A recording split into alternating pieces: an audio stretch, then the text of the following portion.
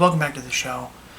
I'm your host Steven, this is On The Shelf, and today we're talking about Star Wars Jedi Fallen Order. This is the last review of 2019 before we can finally move on to 2020, get a whole new slot of games. So let's just get right into it.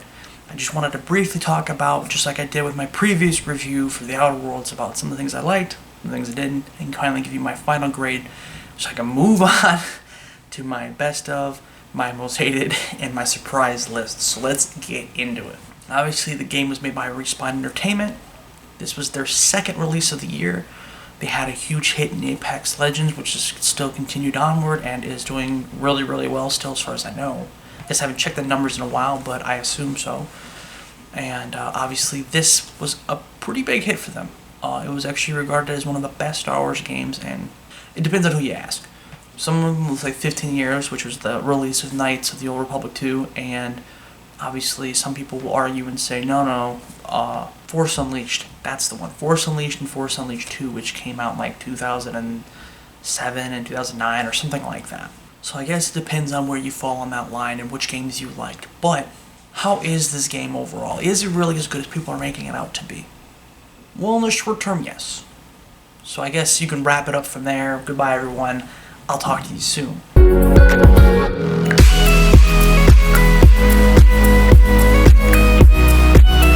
But honestly, the short answer is yes, but the question becomes why. Well, it starts with the story. The story is really, really good. The main protagonist, Cal Kestis, if I pronounce some of these names wrong, I'm sorry. Yeah, I might have heard them a dozen times, but for some reason my brain has always struggled with names, so anybody or anything I ever call the wrong name or I don't pronounce it right, don't take offense to it. It's just who I am. I'm sorry. But Cal Kestis is a Jedi Padawan who is basically in exile. He's hiding, just trying not to die after the Order 66 was given by Palpatine at the end of Episode 3. So it's about 5 years or so after Episode 3. And I think they said something like 14 or 15 years before Episode 4. So Cal Kestis is this young kid. He can't be more than like in mid-20s. He's in hiding. He's, like I said, it's sort of an exile for him, but really it's just hiding more than anything. And throughout the game, you're trying to relearn how, some of the Force powers, learn new Force powers for the first time, and to finally pass and become a Jedi so you can restore the Jedi Order. Obviously, Cal is the leading prospect, the leading character, and overall, he's really good. The main character, his VA, and actually his likeness comes from the actor. I think he was the kid that played the Joker in Gotham, if I remember straight. And honestly, he does really, really well with the script that he's given and with the work that he's able to do. He does a pretty damn good job. And honestly, he had a big task. I mean, Respawn had a big task, he had a big task, they all had big tasks, because honestly, you're talking about a property that has been very divided for a while. And surprisingly, there are two things that came out this year that don't leave people very divided. The first one was this game, and the second thing was The Mandalorian being released shortly. It was either right around the same time, same weekend, or shortly after, I can't remember which, but with them coming out like right next to each other, and they're both beloved by fans, I mean, I feel like they really did stick the landing with this. Now, obviously, no game, no story is complete without having solid side characters, and this one very much well does. It's cool to kind of see some of the beginnings of Saw Gerrera as the Empire starting to make its, leave its mark and starting to take its claim, and Saw is finally starting to push back. I mean, as you see him in Rogue One, he's very much beaten down and really just done with his ride. But in the Clone Wars TV series and in this game, you kind of get to see a little bit more of the younger version, the one that was still bright-eyed and bushy-tailed. Other new characters, though, that go ahead and help really drive this thing home are characters like Ser Junda, who is somebody aboard the ship that you wind up joining, who used to be a Jedi, who is helping train you, Cal, into how to use the Force and whatnot, and trying to help guide Cal as he's trying to figure out, really, like, if he can do this and if this is really the thing that he needs to do. Captain, get us near those walkers. Wait, what? Listen, those walkers double as troop transport, so once you get inside, be careful. No freeze grease to work his magic. Hey, do me a favor. Stay alive down there. I'll add it to the plan.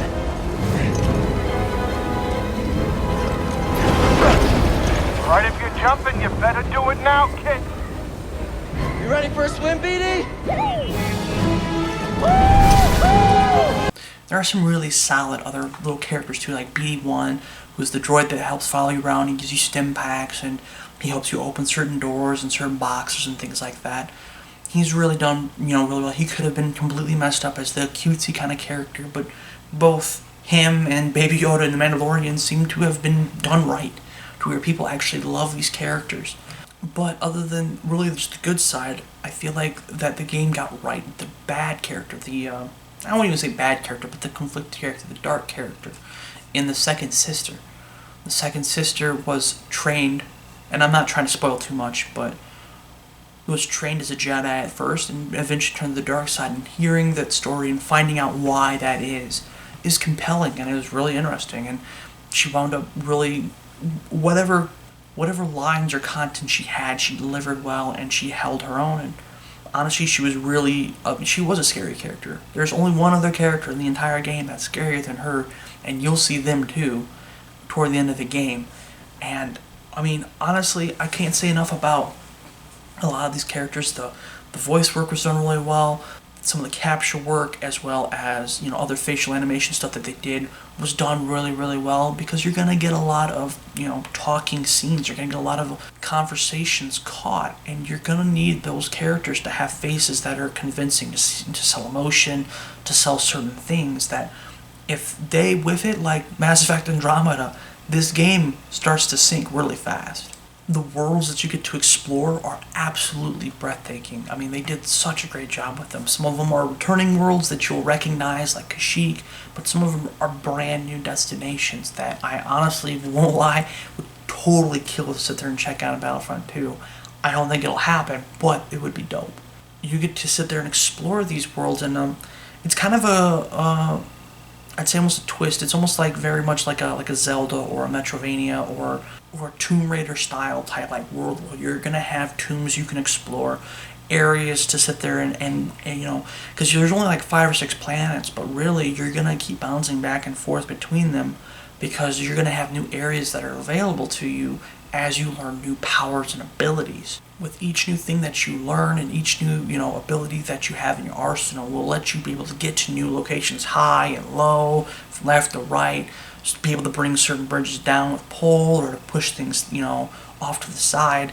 And it makes it where exploring is extremely important in this game, and that's just like the previous game, just like the Outer Worlds, exploration is very much touted in this game, because they get you upgrades, they get you to see new things, whether it's new enemies or bosses or secret enemies, as well as customization items.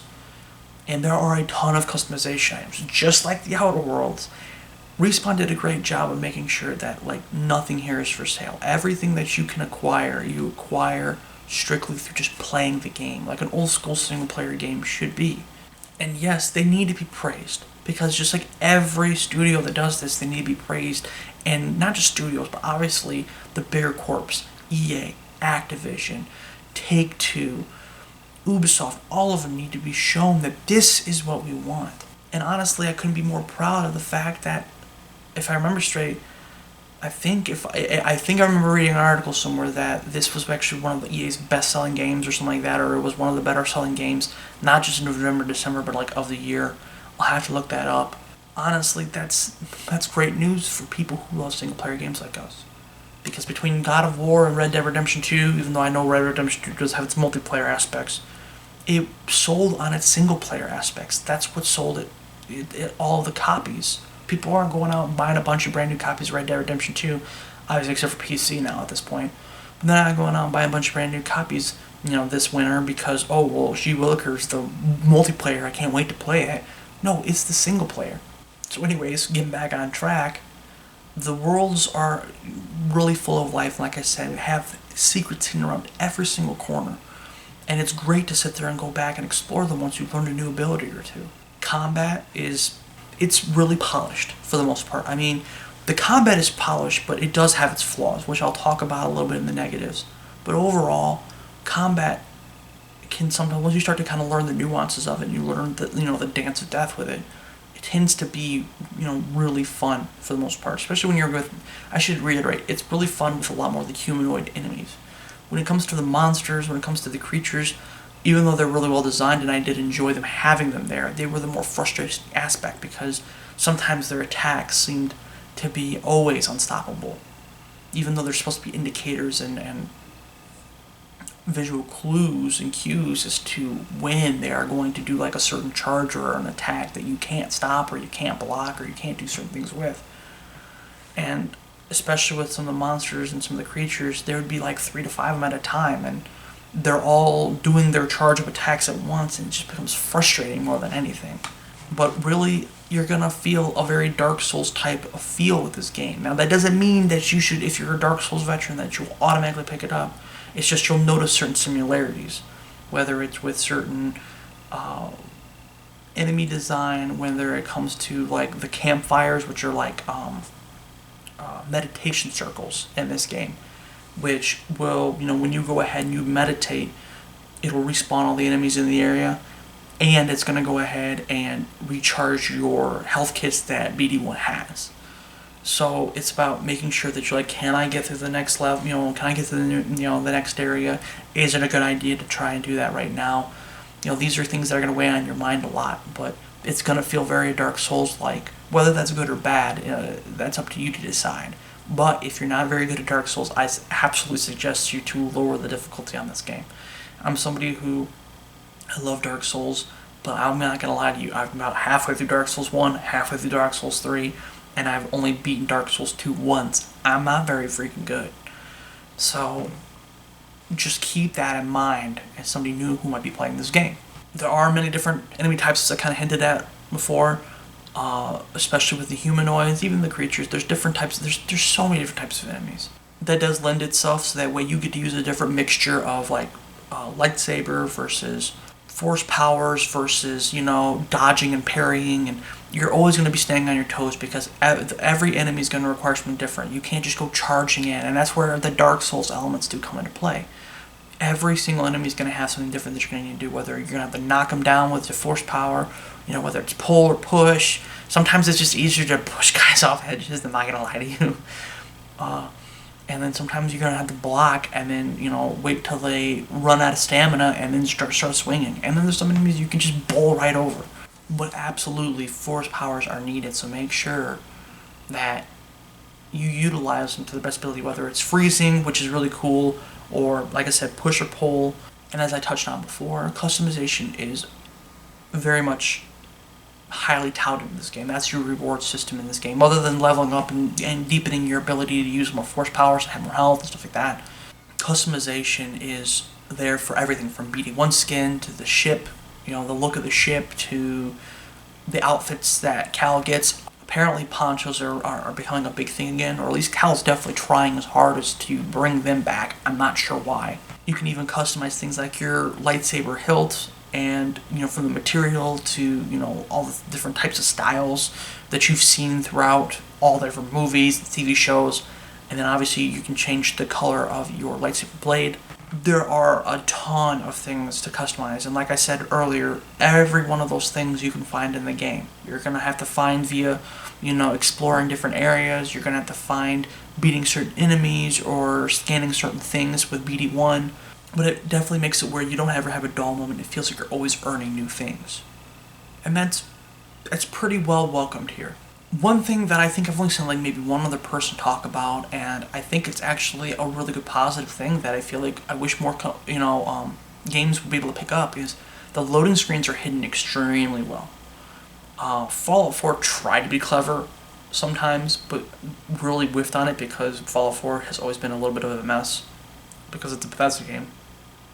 But loading screens here, if you're going from one planet to the next, instead of it just having a loading screen and you can just see the bars it ticks up as it's moving you in, instead You get to have conversations with your crew, you get to talk about things, you can work on your customization, whatever, and when it's ready for the planet to be loaded in, it'll ask you to take a seat, so that way we can land. But you can see, the ship moving out of orbit of one planet, jumping into hyperspace, and then when you finally sit down and watch it come into, orbit of the other planet and, make its way into and descend.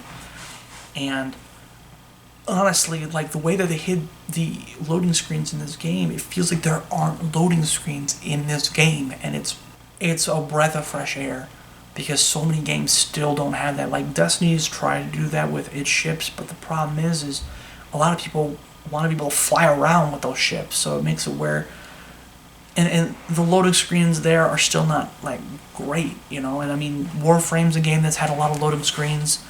There's so many games out there that I love that they have so many loading screens. Anthem was a 2019 game, and it has more loading screens than all of them. Now, granted, they've shaved a bunch of them off, so that's being unfair, but when it first released, it had more loading screens than Destiny 2 and Warframe combined. So to sit there and see a company go ahead and, like I said, almost eliminate, loading screens, except, I mean, I think, like, when you die, that's pretty much the only time you ever really see a loading screen, per se. When you first load in the game, and then when you die and you're loading back to a checkpoint, are really the only times you're gonna see a loading screen. Otherwise, everything is loaded so well in the background while other things are happening, and it's freaking brilliant. I mean, I don't know why it takes this long for anybody to figure out that this is a great thing. And finally, really the last great thing is, and I'm not gonna spoil it, but the last, like, 20 to 30 minutes of this game are absolutely wonderful. However, there are negatives.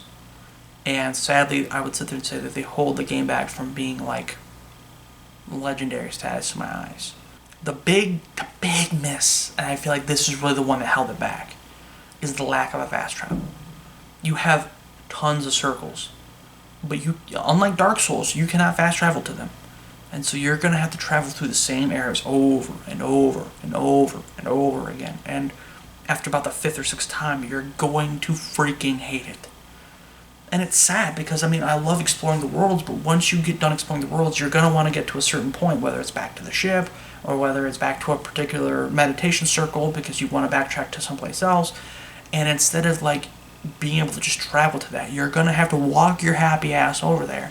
And that's super obnoxious. And I feel like they really whiffed on this. I don't know if they just thought that being able to travel these areas multiple times, that people will be like, oh, they'll remember it and they'll know where certain things are. That's fine and dandy, but the reality is it just frustrates people when they get back to the planet, and the thing that they need to get to is on the freaking back of the map, and they gotta remember, how do I get there again? Because there's only one particular or two particular ways of being able to get to this thing. So I feel like that was a missed opportunity, and maybe they might correct it at some point, who knows. But that was definitely something to me that stood out. That was such a sore thumb. When you have a game that lacks loading screens, and that might be the thing is, because they wanted to eliminate as many loading screens as they possibly could, made it to where you can't sit there and load in. You're not going to load into another circle, but it's super frustrating. Sometimes with the combat, the dark themed soul combat, it doesn't always mesh very well.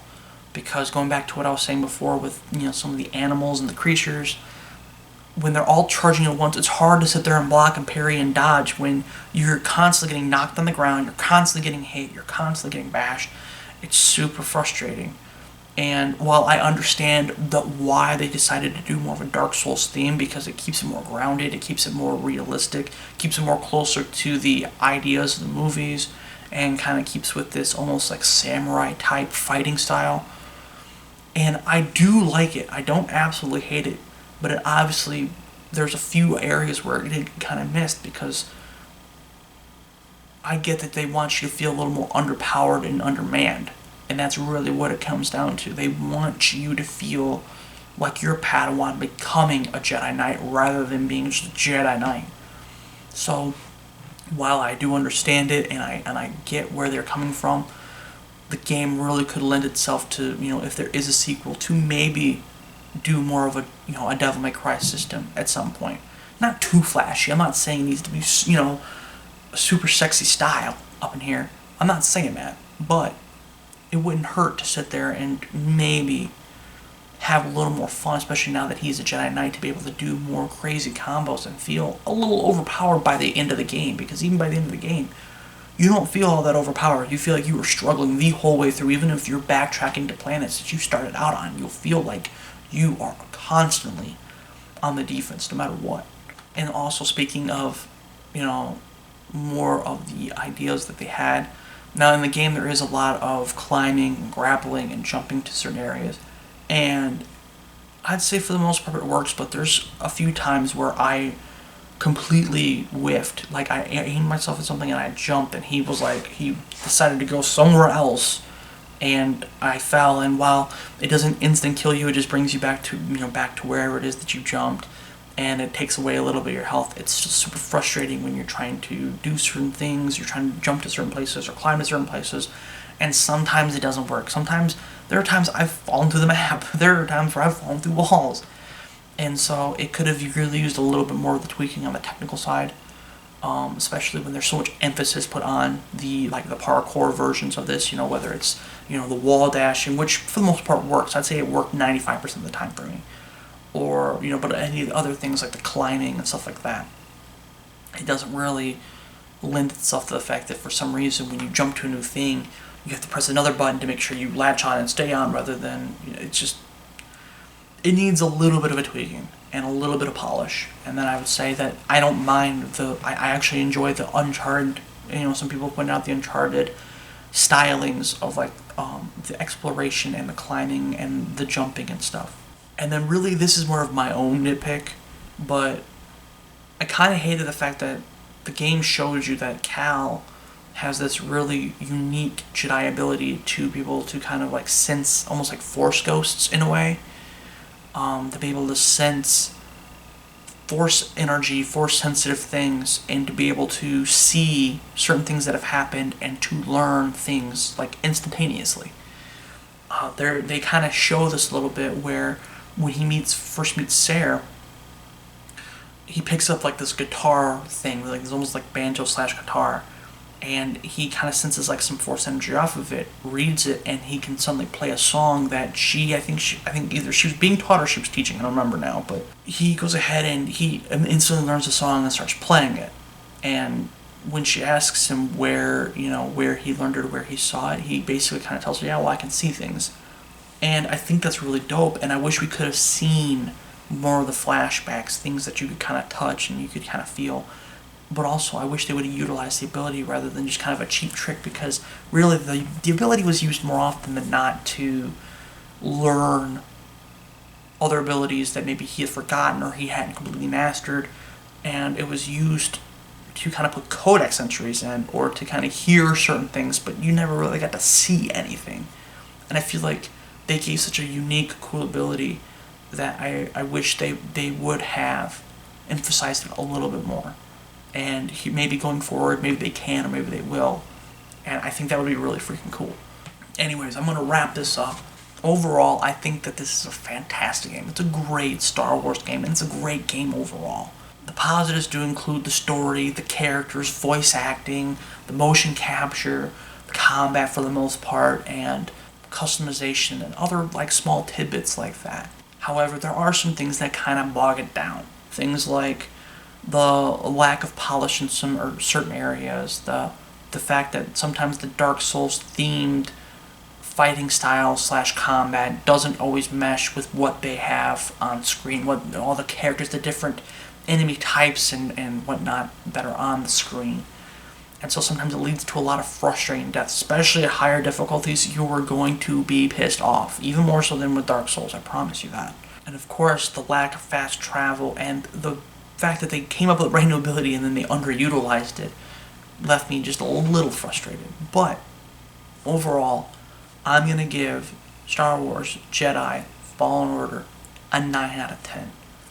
I still had an immense amount of fun with this game. I still think it's a really, really, really good game.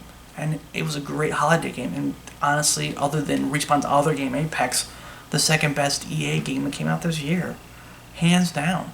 I look forward to seeing what Respawn has coming down the pipeline. I think that they did a fantastic job this year. And even though they've had some turbulence and they've had some issues, overall, I think that the team should be proud of the things that they've done. And I hope you guys had a good, Christmas, and I hope you guys have had a good New Year. And I'm excited to see what you guys have coming out in 2020. But until then, guys, I'm gonna go ahead and let you guys go so I can wrap up these best of lists and these worst of lists, and all these other lists that I got coming out. And I look forward to talking to you more about other stuff, games, movies, and shows in 2020. Until then, I will see you then on the next On the Shelf. Bye, guys.